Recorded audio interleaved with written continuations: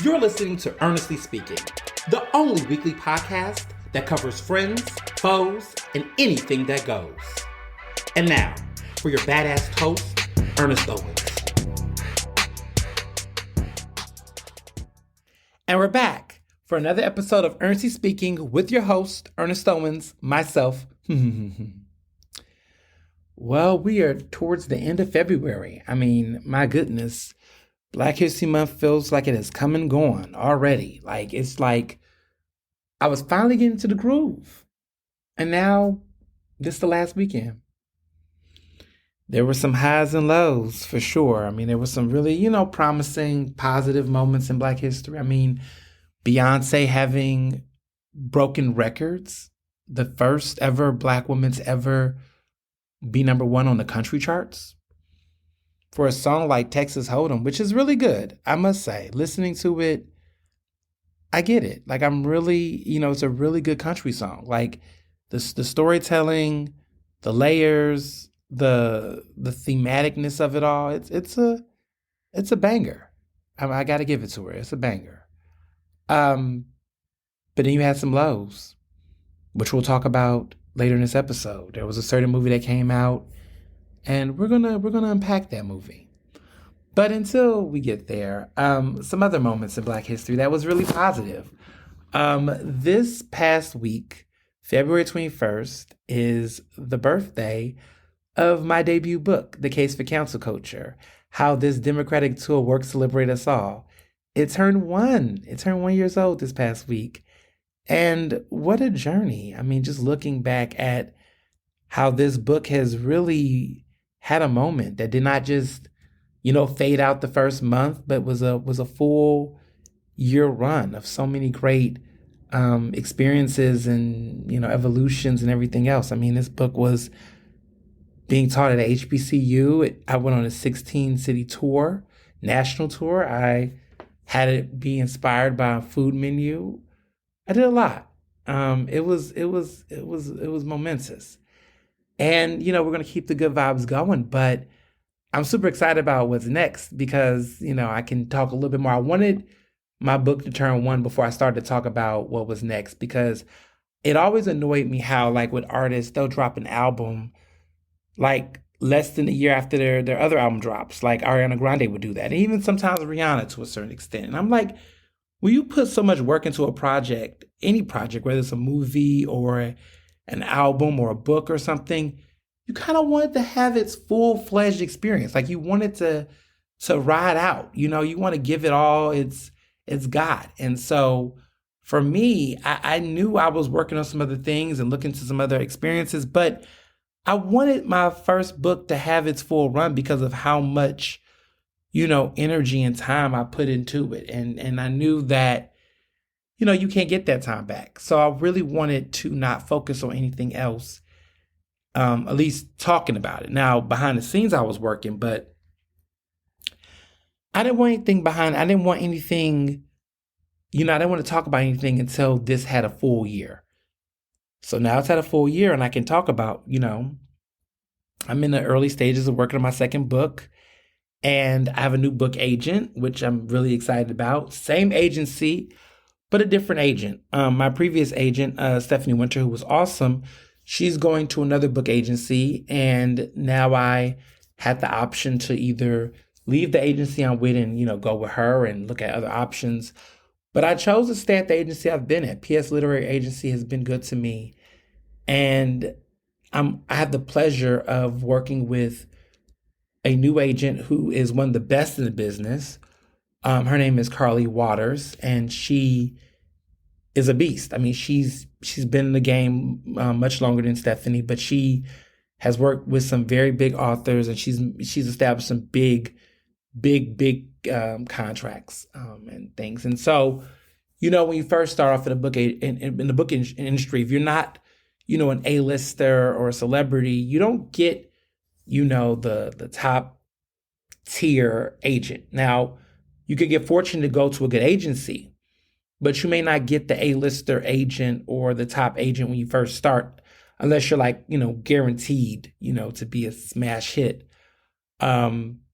But for me, when I wrote my first book, my book agent was fairly new, and I was fairly new as an author, and we worked together, and it was a good collab, and we did good.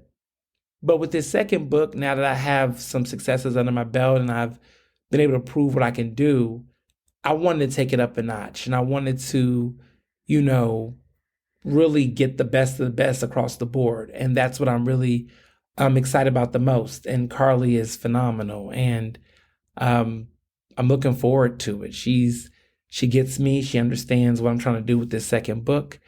And we're going to take it to infinity and beyond. So stay tuned. So this weekend, my good friend Abel, who was my college roommate and also the best man on Barry's side of the groomsmen tribe, he came in town. His birthday is March 3rd, but he was wanting to see Philly because he's going to be doing a lot of stuff next week for his birthday. But he decided to stop by Philly, and so we turned out. We did a lot. We went to KOP, King of Prussia, tried out Davio's down there, which he loved. I did an overnight stay at Ave Living, which was really, really nice. And did a nice little weekend getaway, cute little suburban weekend getaway.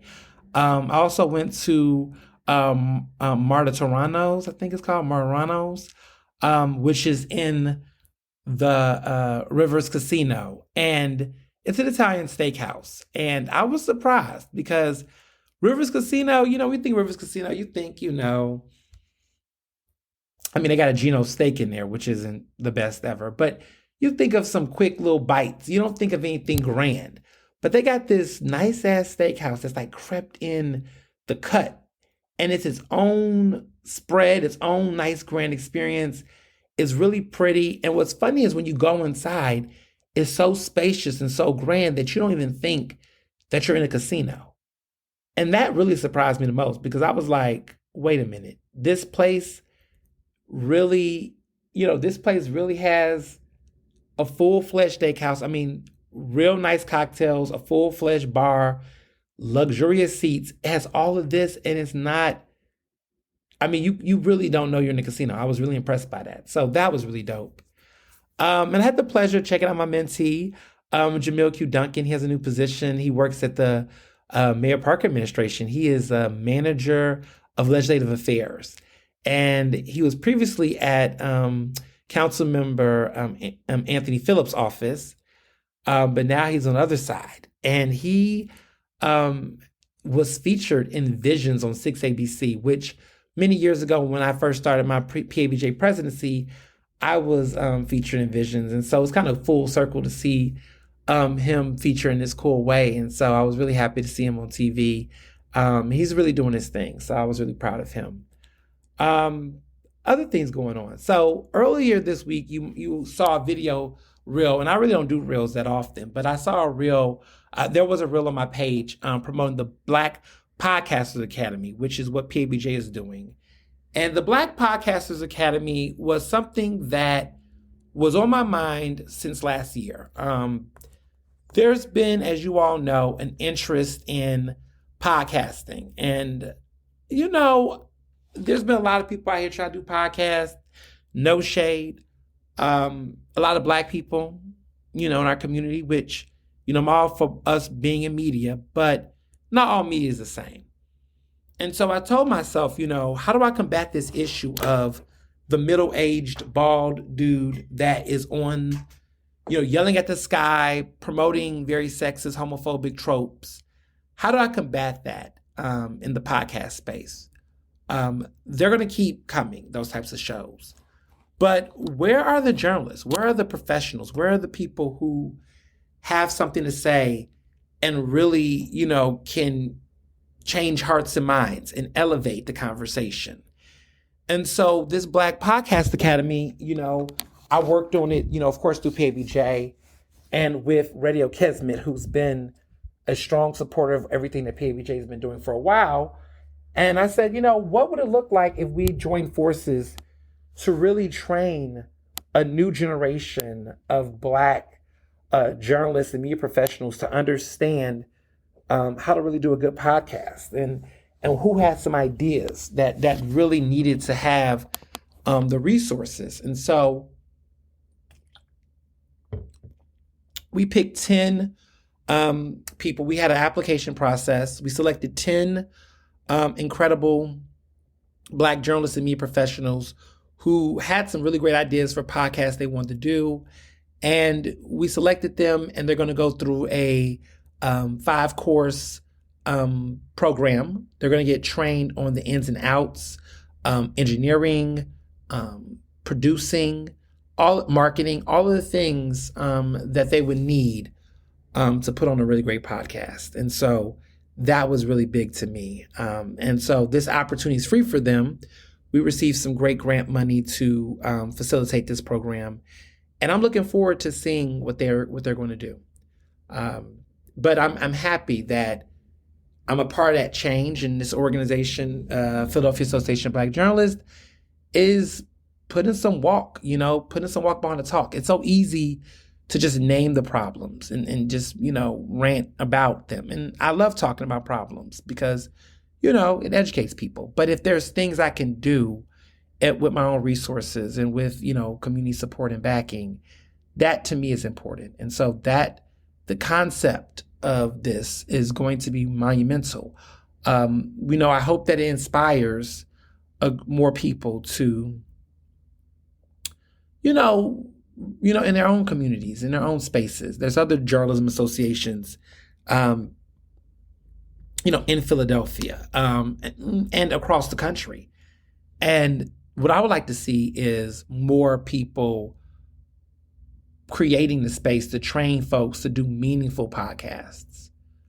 Not just the typical, I want to be a diary entry and tell you all, about my baby daddy or my ex or this or drama, but like a real podcast that are informative, insightful, inspirational, but really driven to provide information that's factual and will, shape public opinion for the good. And so there's some good podcasts. I mean, there's some about Black women in health. There's some about electoral politics and civic engagement. There's conversations about mental health in Black men. There's some really good ones. And these are people who come from their respective fields. And so we open it up, not just for just straight journalists, but people who were in respective fields that wanted to understand how to format a program where they can spread information, bring on some good guests, but also be entertaining and entertain to a sense of not necessarily making people laugh, but also finding the show insightful and not so wonky or lectury. So it's a lot of elements, but this program is going to really help train some great people. And if you see some great podcasts, we would love to say, we were the ones who launched that or believed in that or invested in that. So we're super excited. So on to hot topics, because there is so much that's happened in the past week that I really want to get into it. So let's get into this Trump situation with Nikki Haley. The South Carolina results came in as predicted. Trump beat Nikki Haley outright in the North Carolina primaries, or South Carolina. I get confused. It's I believe it's South Carolina. He beat her outright in South Carolina. Her outright. It was interesting because the whole time, when I was looking at those results, I was like, how bad is this going to be? It was 60-40. Basically, she got 40% of the vote. He got 60% of the vote. I mean, it's an outright, victory for him. I'm not going to take that away. But it seems as though compared to the polls, she was edging up. Initially, people were saying in the beginning phases, I think it was like 70-30. It was going to be even worse initially. But it seems like there's some, there is some tidbit, but a loss is a loss nonetheless. It's interesting because ahead of the primary, Nikki had already told people, regardless of what happened in South Carolina, she wasn't leaving the race. And for the longest, I was trying to figure out, why? Why was she not leaving? And then there was a big important tidbit that came out that last month, despite the fact that she is trailing, like she's not winning, she's out fundraising him. And that was interesting because it's like you're out fundraising, but you're not winning. Trump's winning in the primaries thus far, but his fundraising is super weak. And what does that tell us about this upcoming election? What does that tell us? You know,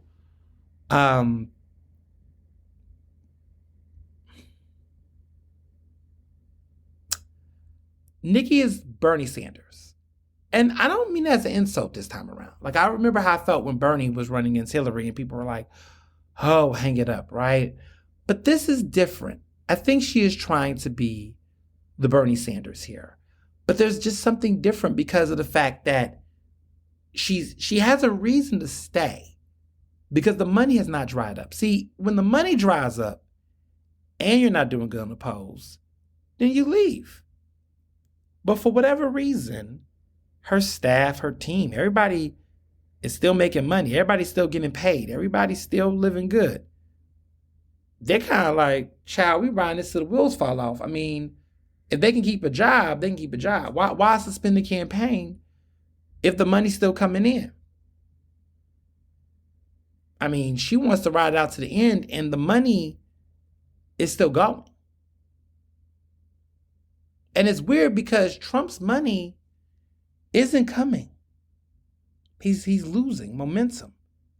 Mind you, Biden is just eating them all up. Biden is just, I think it was $40-something million last month. Biden is making money. As much as people want to call him Sleepy Joe and all these things, that money ain't sleep. That money been staying woke because he ain't broke. So people can say what they want, but the money is still coming for Biden heavily. He's out fundraising both Nikki and Trump. And Nikki is out fundraising Trump. So this ain't looking good. Because the gag is that word on the street is that a lot of people in Trump's campaign, Trump has been spending, according to reports, he's been outspending in legal fees. I think $15 million. He has a cash problem. He's spending more than what he's raising, and the money that he's spending is going to his legal fees.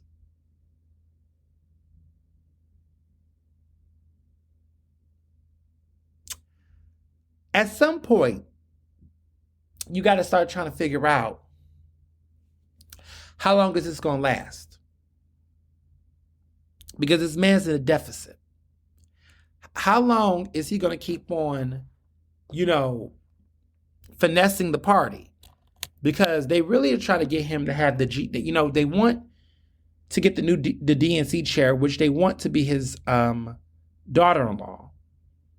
And the plan is that she will be the one to, she wants the position, but she will probably use RNC money to get him a coin.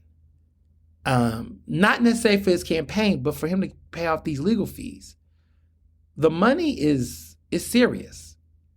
And it's becoming obvious. It's been obvious to me, but I feel like at this point, Trump is only running to stay out of jail.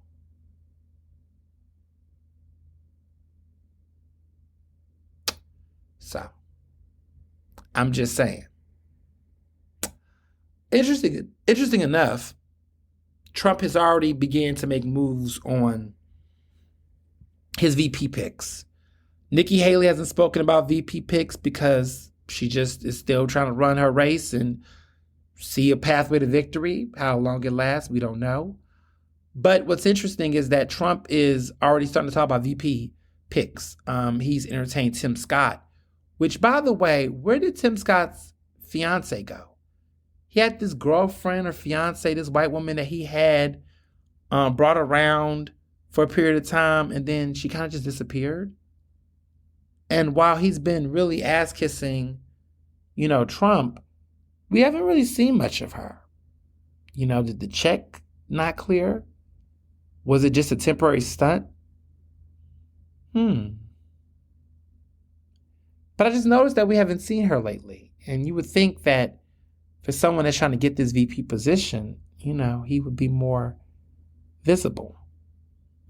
Other people that have come up in the conversation was a guy named Donald or something like that. He's a black congressman in Florida, black Republican. He made a name for himself earlier this year when he tried to run for House Speaker. That didn't really do well. But I think it's Byron Daniels, maybe it is. But he's trying to go for the slot. He's an election denier, so that, I guess, made him even more worthy of consideration. There's also, those are the two front runners, I believe. Nikki Haley is not on the list at all. She's not in conversation, even though, she doesn't want it. I don't think she wants to work with Trump at all, which makes sense. But, in a perfect world, she would be the one to really help push him forward. But that's not happening. I just think it's very clear they're bumping heads. I don't know if Ron DeSantis would do it, and I don't think anybody wants Ron DeSantis to do it. So that's going to be interesting to see. But we'll keep an eye. Honestly, I would argue it's a little too premature to start talking VP candidates for Trump. But he is nonetheless. He's got the Stormy Daniels case next month. March 25th, I believe, is going to begin. Stormy Daniels, the hush money, bribe allegations, all of that. He's got trials up and down. So, it's interesting that he goes on these Fox News town halls. He won't do a debate. He's, been very, it's been a very interesting period, because the gun-ho Trumpers are supporting him during the primaries. But it's very obvious that even with the polls coming out, that in the exit polls, none of these people are going to vote for him in the general. So there's a real big fumble. There's a big problem. Trump has a Nikki Haley problem. And we I keep telling people, everybody want to act like it's a wrap for Trump, but they're not paying attention to these details. So stay woke. Stay woke. Another major observation that I had was earlier this week, Joy-Ann Reid, who's from MSNBC, she hosts that show, The Readout. I was a little disappointed with her. A couple of weeks ago, I talked about how they're bringing Charlamagne the God on. She had him on her show with Angela Rye, call him a political maverick. And as you know, he has been making a name for himself these past couple of months, playing into this narrative about the black male voter and this lack of enthusiasm over Biden and all this rhetoric. And I was getting annoyed because this was a pattern that I've seen every election cycle for the past, I want to say, since Obama, but more so with Hillary than we saw with Biden and Trump. And it's this conversation that's just old, and it's just rooted in bullshit, which was the myth and the narrative have always been, black men will determine the outcome of this election. And, they're unhappy with Biden. A lot of them are converting to be Republicans, and they're converting and they're going to support Trump. And this is going to, Democratic Party better watch out because this is alarming. And this is going to be Trump's advantage because he's reaching out to black voters with sneakers and these things. And black voters, black men specifically, they might fall for it. It's bullshit. And it's been bullshit because the data always shows that black men are the second highest, most loyal voter bloc for the Democratic Party, following black women. Black women are the highest, and after them is black men. So black voters have always been outperforming. When you want to talk about it, we're always in the 90 plus percentile, which is very generous given the circumstances that black people in America has faced. We don't have to be loyal to any political party, but we've always been on the right side of history when it came to who we decide to vote for in presidential elections. So if that's the case, and we make up roughly, 14% of the population, if that, Why is the conversation so focused on us? Hmm. So, Joy Ann Reid went on an episode, a griot show, and she was talking to one of the anchors. Her name is Wendy Williams. And she brought up this, election stuff and was just basically going into the rhetoric of, what do you think about black male vote in this election? There's been reports, blah, blah, blah. And surprisingly, Joy Ann Reid shut it down immediately. She just said, the real people who's going to determine this election are white people. She talked about white women. She talked about, white male voters, but she talked about white women and about how, for this demographic that plays into being, more liberal, if white women change their numbers by like 10% or whatnot, that can change the outcome of the election. And it's actually been white women historically that changed the outcome. When you look at Obama did better with white women than Hillary did.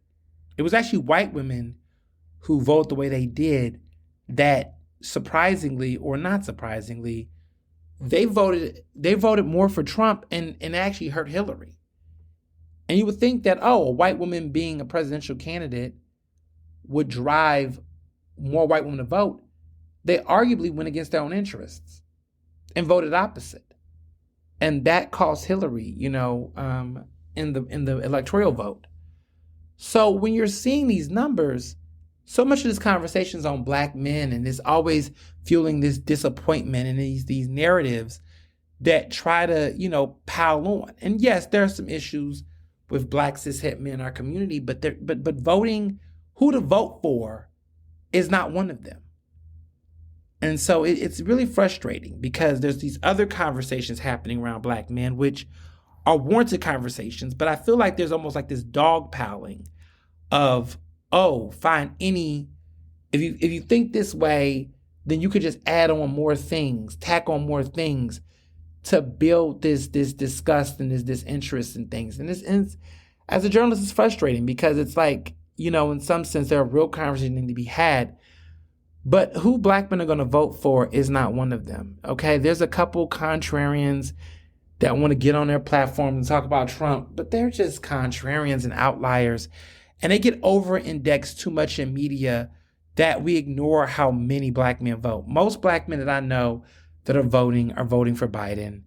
They're voting Democrat. Are they most enthusiastic about it? No.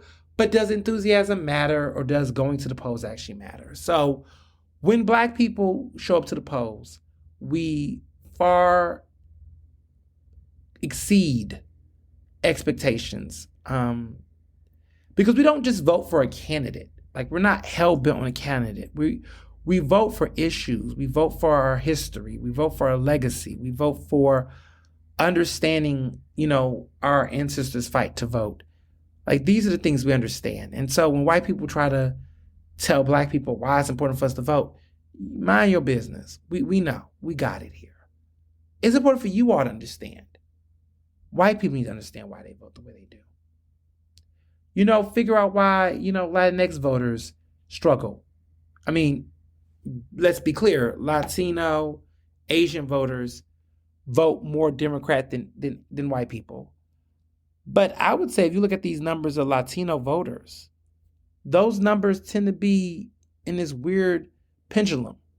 But then you also have to consider population numbers and shape that in. And so it always harkens back to white voters. And so if we're spending so much time harping on every little time we see a black person talk about MAGA or whatever, but we're ignoring that silent majority that still entertains Trump, then we're not doing it right. So I hope that Joy Ann Reid and more prominent black media figures begin to really clamp down on a lot of that rhetoric and misinformation, because it's just not a fair argument. It's not a fair conversation. And I just really would like to see more people push back on that, because I've been doing on this show for a while, but it would be nice to have some support. So, kudos to Joy Ann Reid for really, getting out of that, because it doesn't help anyone. and hopefully do more work to deplatform Charlamagne the God, because he's sounding like a sounding board for a lot of this bullshit, and we just gotta move past that. So that's where I'm at with it. So I want to take a moment to talk about something really sad that happened this past week. And it just goes to show that these issues around bullying, it's a lot. So earlier, a 16-year-old non-binary student named Nex Benedict, they had an altercation in the high school girls' bathroom, and now gay and transgender advocates have accused the state superintendent for Oklahoma schools, his name is Ryan Walters, of having fomented an atmosphere of dangerous intolerance within public schools. And this was reported in the New York Times. It's a lot. What happened to this young person, the attack that they faced in a bathroom that they were trying to go to, that they felt was comfortable with their gender, the fact that they were physically attacked, and this led to them suffering a serious injury that then led to them having to go home, and they thought they were well, and then it really got worse, and they shortly passed away.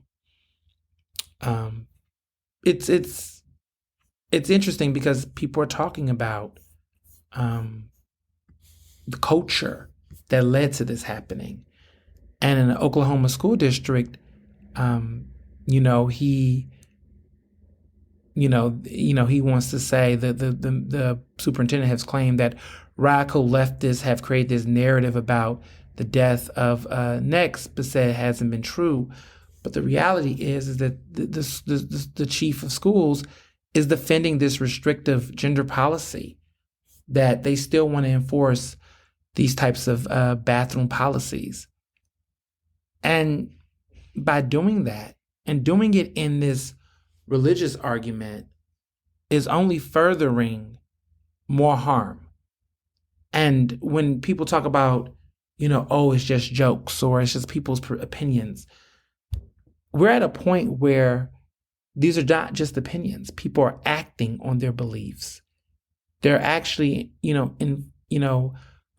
inflicting, right, physical harm. And it's killing young people. And so every time these things happen, I think about how many people continue to defend, support the Dave Chappelles of the world. They continue to entertain these types of comedians, this type of society, and these elected officials that want to have these opinions in the name of God, and how these viewpoints are not just, oh, that's my opinion, but actually it's an opinion that's killing people. And if we don't get to a point where we begin to speak out more loudly, we begin to call out these things more loudly, and we just don't rest on our laurels that they're going to somehow figure itself out, we're going to see more of this happening. And it's unfortunate because Nex did not deserve this. This is a 16-year-old child.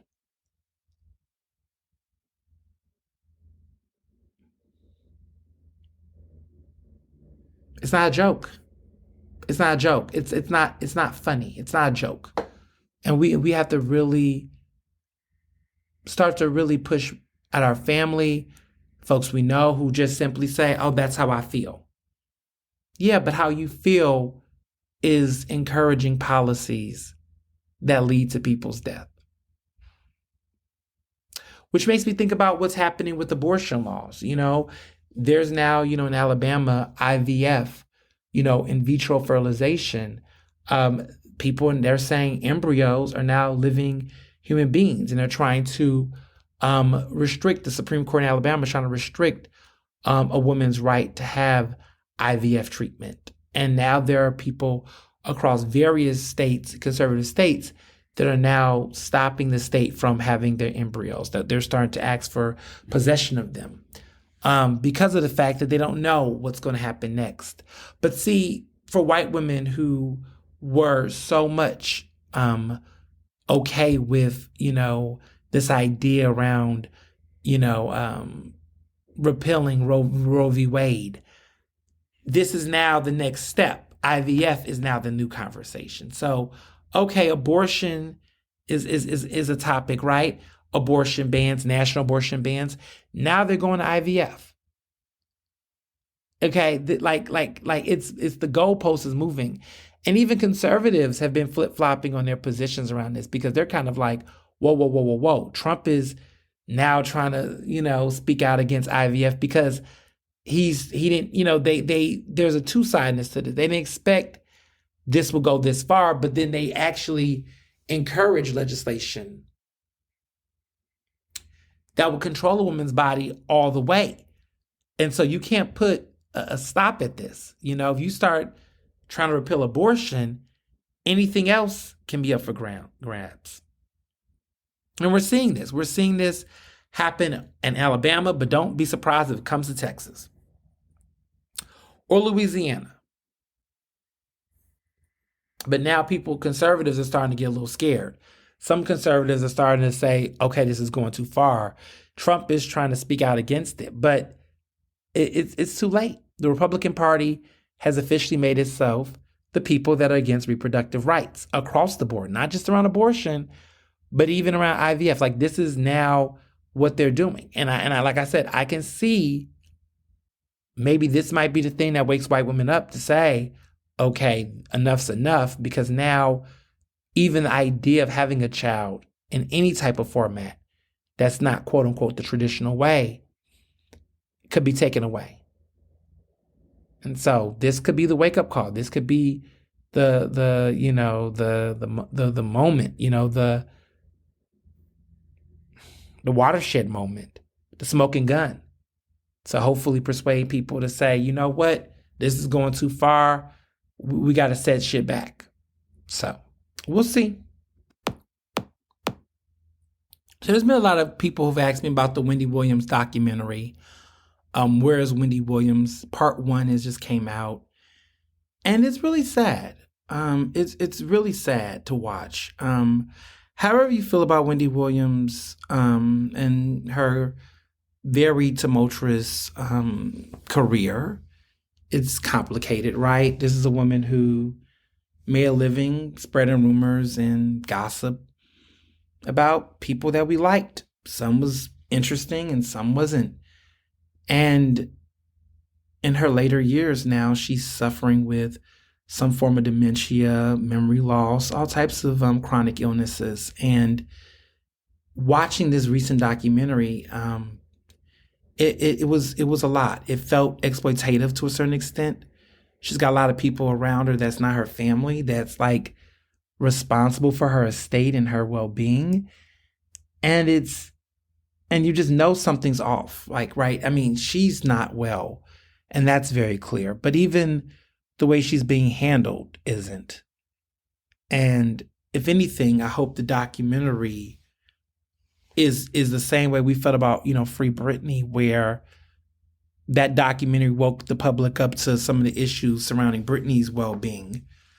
Could this be an opportunity to hopefully get justice and restoration for Wendy? Like, maybe her family can intervene or have a role or give her access to her funds or something, because right now it just seems like a lot is going on, and it's so unfortunate. And to people who have been using this rhetoric around, oh, this is karma and this is this, have some fucking compassion. I mean, yes, this woman's been through a lot, but I just don't believe that all that's happening to her is some act of karma. She's going through a lot, her marriage, other illnesses that she had. I just feel sad. And I know that she's not perfect. Clearly no one is, but it's just sad to see, someone go through this much agony and pain and it's being exploited in this way in this documentary. I don't like it, and I really feel like there is something there's something going on, and we're going to find out more. I think the power of documentaries, for better or for worse, they expose other things, and it just reminds me again of Britney, the Britney docs, because that was a moment, right, where we got to really see, like, yo, this woman's going through a lot. And it's worse than what we thought it was. And that changed. There's power in media. And this is an opportunity that we can see something. We can see a moment. So I'm trying to be optimistic and hope that that is what's going to come from this. But you never know. You never know. So this week's Ask Ernest was really interesting. I like this question. It's I'm gonna read it and I'm gonna fill in the gap. Some of my cishet folks listening to this might be kind of like, what does this mean? But we're gonna have a conversation. So, hey Ernest, what's up? I hope all is well. I don't know if this is TMI, but I wanted to just throw my shot and ask anyway. So lately, my partner and I, and sidebar, y'all, these are two men. They are gay. They're in a relationship. Just want to put that context before I get into it. So lately, my partner and I have been having some issues in the bedroom.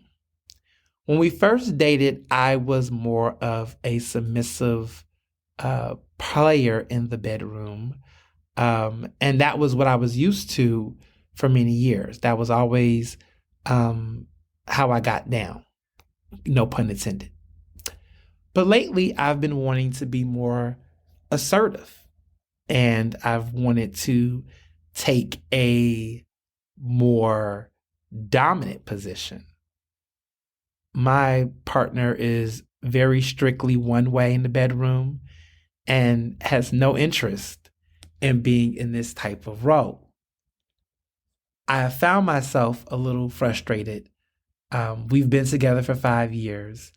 And while I do know that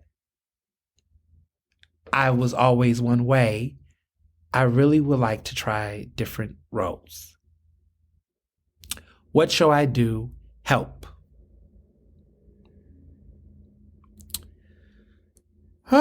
This is a very a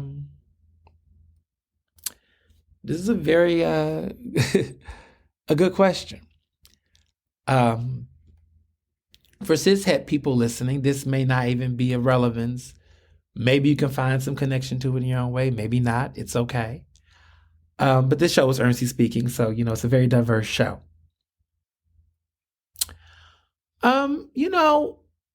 This is a very complicated question. And my answer is very complicated.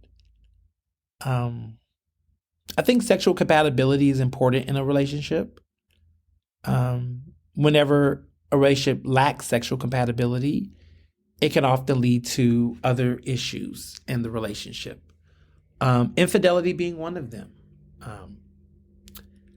I guess the question is, I don't know if y'all have had the conversation or have had a deeper conversation. I can only imagine. But I wonder if the conversation should just be around comfort.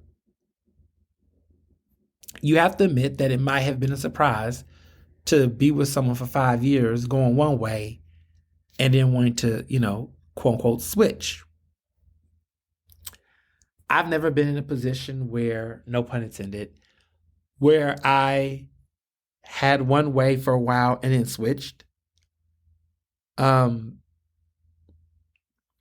do think versatility and flexibility in a relationship is important, regardless of whether or not a person is leaning one way or the other, because when you have absolutes, that will always create problems. I think an open-mindedness in any relationship is always affirmative. A person shouldn't just, but then again, boundaries are important. But It's also about what relationship type you're in, right? If you're in a relationship with somebody where they're very clear on, with you, I'm open to doing different things. That's always affirmative. And that's always kind of what you would like in a relationship. Even if it may not be something that's their favorite, it's always good to be in a relationship where people are open to different things if you're in a long-term relationship and it's monogamous and it's safe and all those things. I've always kind of been in relationships like that, even though nothing never radically changed. It was just always good to know that there was opportunity to be imaginative and creative and do something different. And I feel like that sounds like it's lacking in your current relationship. And if you think that the problem is going to come because of that, you might need to have that conversation and really explain how that is impacting the rest of the relationship. It's a conversation to have. It might be uncomfortable. I can only imagine. But if you feel like it's going to make or break, then have the conversation and see where it lands. But also take some time to study your partner and figure out what's creating this lack of imagination or openness. Is there some connected trauma or personal threat to how they feel about their masculinity or their performance and whatnot? Dig deep into that and figure it out. But I think it needs to be a conversation because it sounds like, based on the tone of your message, that you seem to be at a wall. And when you're at that point in a relationship, it's not a good thing. So I would just say have that conversation and figure out what to do after that. That's what I would do.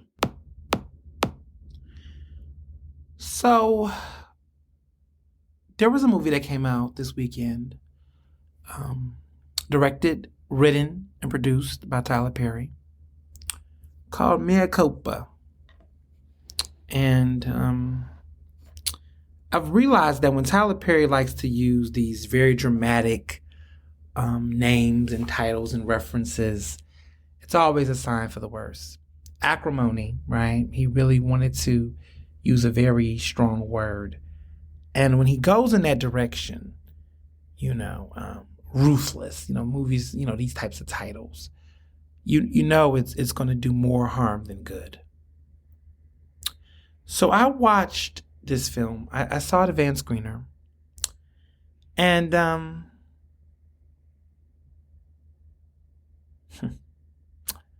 there's a lot. There's a lot here. First of all, the movie's bad. It's not good.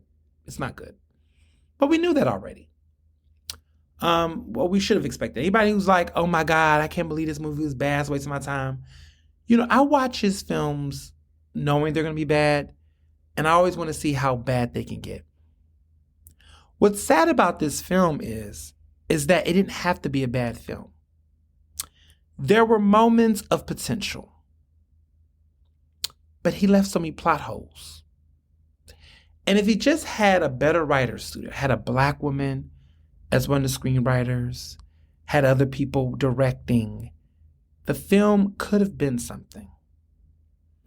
But that's what Tyler Perry doesn't do. He doesn't collaborate because he wants all of the money and the resources. See, when a person says, I write my own songs, I produce my own songs, kind of like what Billie Eilish do or Taylor Swift, that's okay because there's quality. There's something. You can say, okay, this is good. Like when Billie Eilish and Phineas, her brother, they produce and write their songs, you know it's good. They don't really need nobody else in that room. But Tyler Perry is not that. He's not that. He needs someone. Anyone, hell. And so, Kelly Rowland did what she could with what she had. Trevante Rhodes, who was known for his work in Moonlight and Bird Box, it's obvious what's happening here. Trevante Rhodes does not have an agent right now in Hollywood. And when you don't have an agent as a Hollywood actor, you struggle a little bit because you need to, get you have to. It's harder when you don't have an agent because you basically gotta fend for yourself and get roles where you can, and it's hard as an actor. And so Ursula the Sea, which I'm sorry, Tyler Perry, if he finds him an attractive black male actor that's struggling, that look good, there's a homoeroticism that takes place in his films. And I'm sorry because I think about all his films lately or over the years. And he loves to have a dark-skinned man go nude. We're going to see his ass. We're going to see his body. But they're going to be the eye candy of a film. A lot of directors, like Spike Lee did back in the day, would always, I feel like, be a little bit gratuitous with black women, show their nipples. And, if you remember Do the Right Thing, where there's that scene with Rosie Perez, and he's got that ice cube on her nipples. And she's got to have it. There's always those sex scenes and those scenes of women. But Tyler Perry doesn't do that with women as much. I mean, granted, there's sex scenes, but men typically are the allure in his films. I think about Temptation when he had Lance Gross's ass cheeks just out, and I was just like, wow, okay. Wasn't a bad sight to see. But he has a fetish with how he uses the black male body in his films. And so, like I told one of my friends who asked me about the movie, I said, listen, the sex scenes are definitely memorable. There is a scene with Trevante Rhodes and Kelly Rowland, and it is quite the scene. And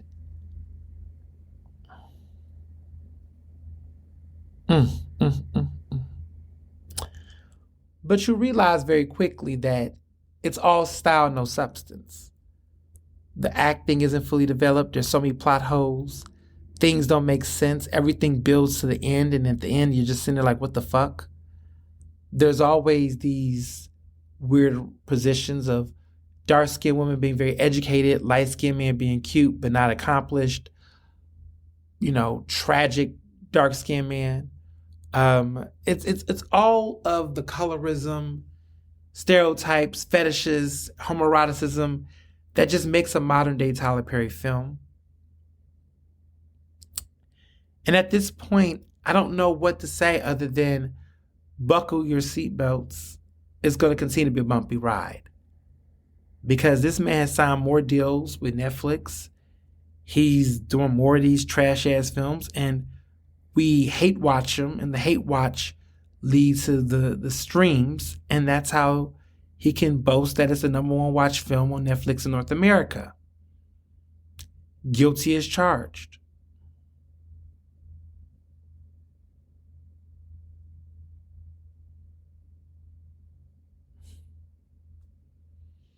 $2024, y'all. 2024. In better news, I'm looking forward to seeing how far Beyonce goes in the charts. There's a strong prediction that she will hit #1 on the Billboard Hot 100 for Texas Hold'em, which currently is at #2 on the charts. But that was only with 4 days of release. She now has a full 7 days. She has TikTok virality. She has a lot of good things going for her. And there wasn't really any new singles that came out that I feel like is going to threaten it. So it would be nice to see Texas Hold'em on its second week on #1, which would be a first for Beyonce. Beyonce has never had such a rapid single go this super successful so fast. Normally, her songs build to get to #1. This one rapidly got to #1.